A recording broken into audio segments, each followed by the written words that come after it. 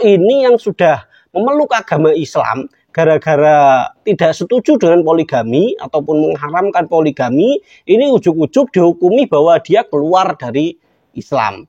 Ini kan berat gitu ya. Mungkin saja gitu ada kesalahan dari penafsiran, mungkin saja ada kesalahan dari pemahaman, mungkin saja ada kesalahan dari aspek budaya yang berkembang gitu. Makanya konteks dari kufurnya seseorang tidak serta-merta langsung keluar dari Islam.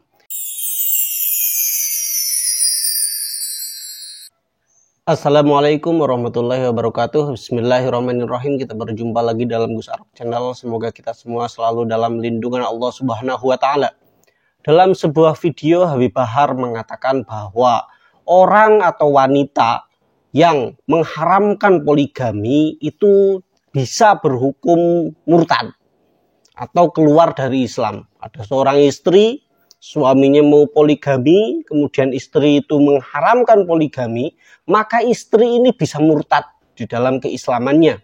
Apakah memang benar si istri yang sudah muslim, mungkin rajin sholat, rajin puasa, mungkin juga sudah haji menjalankan syariat Islam pada umumnya, gara-gara mengharamkan suaminya untuk poligami, itu bisa murtad? Apakah memang benar seperti itu? Sebelum kita bahas videonya, mari kita tonton terlebih dahulu. Poligami, Beb. Dalam Islam, di situ Rasulullah dalam ayat Al-Quran, Allah Subhanahu Wa Taala menyatakan mathna. Yang didahulukan oleh Allah itu dua, 3, 4. Kalau tidak sanggup baru 1. Nah, poligami dalam Islam itu dibolehkan. Dan bahkan dikatakan kalau ada seorang wanita yang meyakini dalam hatinya poligami itu haram, maka dia riddah, murtad, keluar dari Islam. Kenapa? Karena tahrimu ma yuhalilullah. Karena dia telah mengharamkan perkara yang dihalalkan oleh Allah Subhanahu wa Ta'ala. Oke, seperti itu ya potongan video dari Habib Bahar bin Smith tentang hukum poligami. Luar biasa sekali ya. Entah dari mana Habib Bahar ini menemukan referensinya. Kalau wanita yang mengharamkan poligami itu bisa murtad atau keluar dari Islam. Karena kalau yang saya pelajari itu tidak ada yang mengatakan bahwa orang yang mengharamkan poligami itu murtad. Hukum poligami di dalam Islam adalah mubah. Ini bisa kita sepakati ya. Saya kira semua ulama, semua ahli hadis, ahli tafsir, semuanya sepakat bahwa hukum dasar dari poligami itu adalah mubah. Yang artinya adalah boleh dilakukan, silakan saja, tetapi boleh juga untuk tidak dilakukan. Nah, tetapi poligami ini di dalam Islam walaupun diperbolehkan, tetapi ya tetap ada syarat-syaratnya. Tidak boleh seorang suami itu sewenang-wenang, tidak boleh sewenang-wenang langsung mendikte istrinya agar menyetujui tentang poligami. Poligami bisa dilakukan ketika sudah mendapatkan persetujuan dari istri pertama. Kalau istrinya tidak menyetujui ataupun tidak mengizinkan, ya tentu saja itu poligami tidak diperbolehkan. Dan dalam tata kenegaraan di Indonesia, ketika seorang laki-laki ingin poligami, itu harus ada surat tertulis dari istri yang ditandatangani oleh istri bahwa suaminya ini boleh berpoligami. Kalau tidak ada itu, ini seharusnya tidak diperbolehkan. Karena poligami ini harus bisa membuat keluarga itu tetap bisa berjalan dengan baik. Jangan sampai gara-gara poligami menimbulkan permasalahan-permasalahan di dalam keluarga yang seharusnya tidak perlu dimunculkan. Itu konsep dasarnya. Hukum dasarnya mubah, ditinggalkan tidak apa-apa. Tidak melakukan poligami tidak apa-apa. Dan Habib Bahar jangan menjas ya bahwa orang yang tidak melakukan dan tidak mau berpoligami itu artinya mengharamkan poligami. Gitu. Jangan berpandangan seperti itu. Karena ini bisa berbahaya, apalagi kalau ditakut-takuti, si istri-istrinya ini ditakut-takuti, kalau mengharamkan poligami kamu murtad. Ini bahaya sekali ini. Karena orang untuk bisa masuk Islam saja kadang-kadang sudah sulitnya luar biasa. Sudah alhamdulillah ya orang bisa mau memeluk agama Islam. Kok ini yang sudah memeluk agama Islam gara-gara tidak setuju dengan poligami ataupun mengharamkan poligami, ini ujuk-ujuk dihukumi bahwa dia keluar dari Islam. Ini kan berat gitu ya. Seseorang yang mengharamkan sesuatu yang dihalalkan oleh Allah, itu paling mentok itu hukumnya kufur. Hukumnya tidak sampai murtad, tetapi sudah memasuki pada hukum yang kufur gitu. Memang hukum kufur ini sudah mendekati kepada kekafiran kalau itu dilakukan secara berlebih-lebihan. Contohnya semisalnya apa? Semisalnya seseorang berkeyakinan bahwa poligami itu haram, dan yang ada di Al-Quran dan Sunnah dan ajaran-ajaran Islam yang membolehkan poligami itu sebagai sesuatu yang salah dan harus direvisi, bahwa Tuhan salah memfirmankan ayat, itu baru mendekati kafir, sudah masuk kepada kategori tidak percaya kepada kalamullah. Itu kategori kenapa hukum yang menyatakan bahwa sesuatu yang sudah dihalalkan oleh Allah kemudian diharamkan itu disebut kufur, karena sudah mendekati kepada kekafiran. Namun hukum kufur ini tidak serta-merta bahwa setiap orang kufur yang melakukan kekufuran ini pasti keluar dari Islam. Tidak serta-merta seperti itu. Seseorang yang sudah dalam kondisi kufur bisa benar-benar kafir ketika memang benar mempercayai bahwa apa yang telah Allah gariskan, hukum apa yang telah Allah itu tuliskan, itu kesalahan dari Allah. Nah, itu sudah kafir. Tetapi kan tidak semua orang kufur itu berkeyakinan bahwa itu kesalahan dari Tuhan. Mungkin saja gitu, ada kesalahan dari penafsiran, mungkin saja ada kesalahan dari pemahaman, mungkin saja ada kesalahan dari aspek budaya yang berkembang gitu.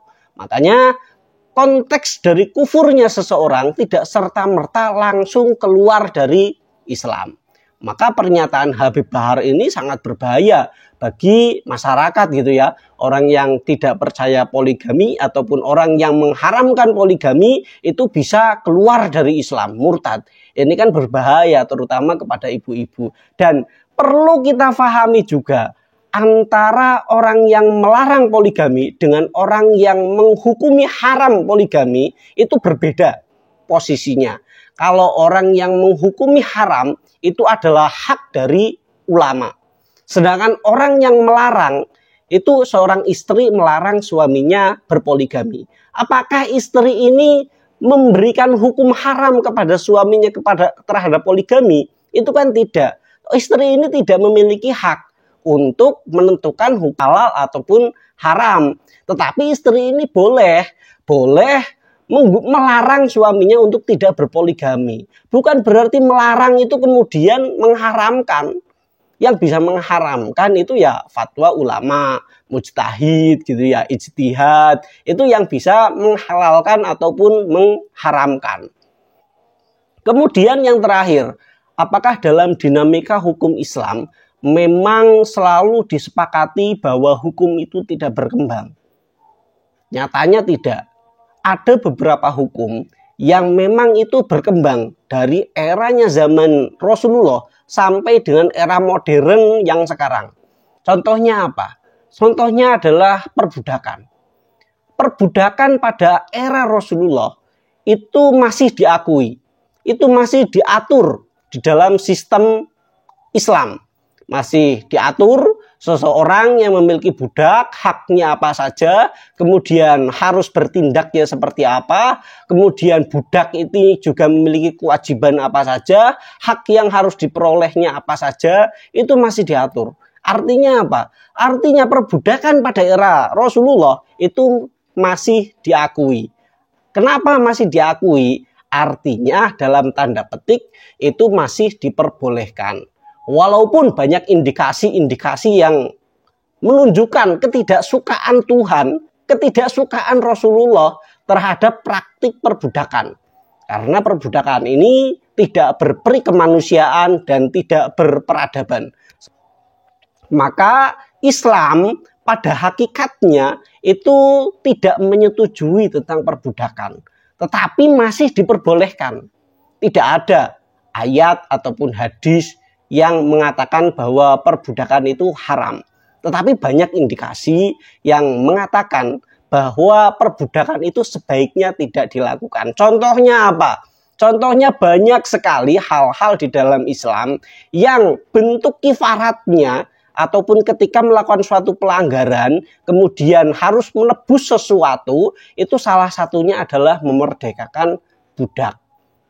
Itu artinya bahwa perbudakan itu sebaiknya tidak dilakukan.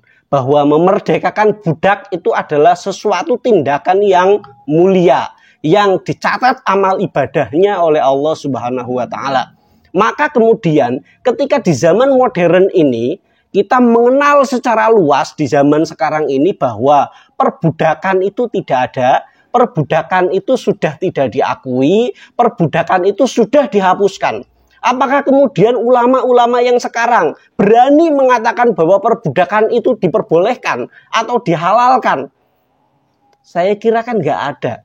Nggak ada ulama yang berani memperbolehkan perbudakan di era modern ini. Mengapa tidak ada yang berani? Karena secara kesadaran manusia di era modern, perbudakan ini memang tidak berperi kemanusiaan. Artinya, kalau seandainya sekarang perbudakan itu dihapuskan, artinya apa? Artinya sekarang perbudakan itu sudah diharamkan. Walaupun pada era Rasulullah itu masih diperbolehkan.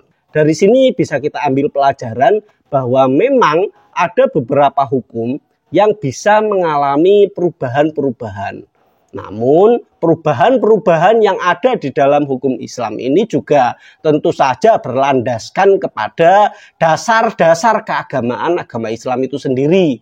Mengapa hukum perbudakan ini dari awalnya yang diperbolehkan kemudian sekarang menjadi tidak diperbolehkan, itu bisa terjadi memang secara esensi perbudakan pada era Rasulullah pun sebenarnya sudah dihindari.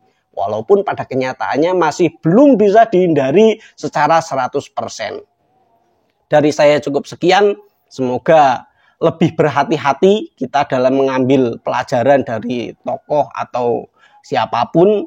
Bisa jadi informasi-informasi itu tepat, bisa jadi informasi-informasi itu tidak tepat.